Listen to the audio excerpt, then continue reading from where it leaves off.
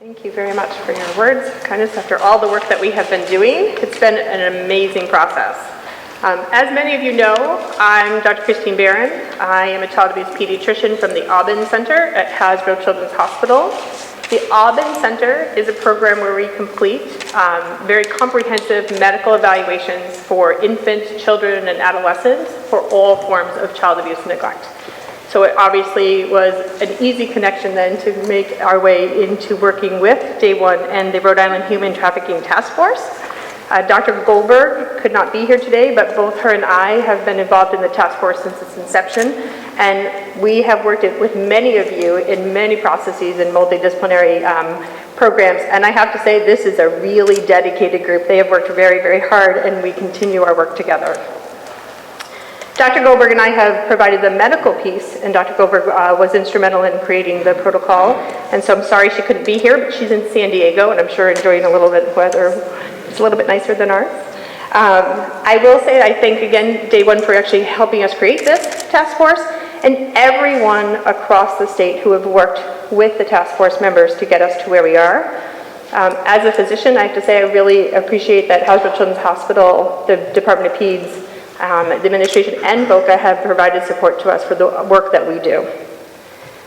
As a physician, I'm in a different position than many other folks, but work with all of law enforcement on the local and state and federal level, and have to say that we always want to provide the best medical care. And even as a child abuse pediatrician, I didn't recognize children that were victims of sex trafficking initially.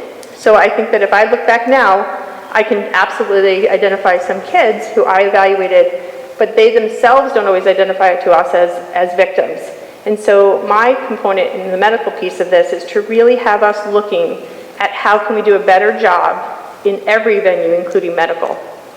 So since we started this, the Aubin Center has actually completed evaluations on almost 60 children who have either been identified definitely as victims or high risk and probable victims.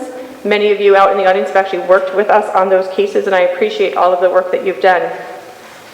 The hard part is that even nationally, there's not a medical protocol for what to do from a medical standpoint of view when children are identified. And many, as I said, are not identified. And the only national protocol we have so far, it actually says assess medical needs and treat, which really I have to say when I'm in my clinic, it really doesn't help me very much. So I have to figure out what to do.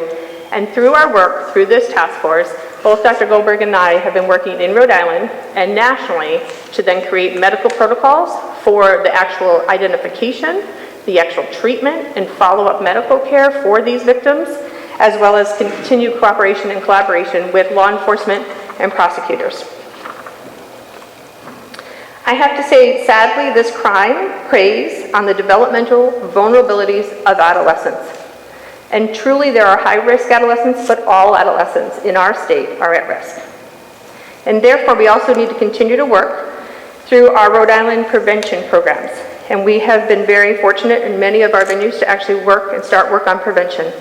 Because while we want to prevent any victim, the time and energy and effort it will take towards preventing one victim is well worth it.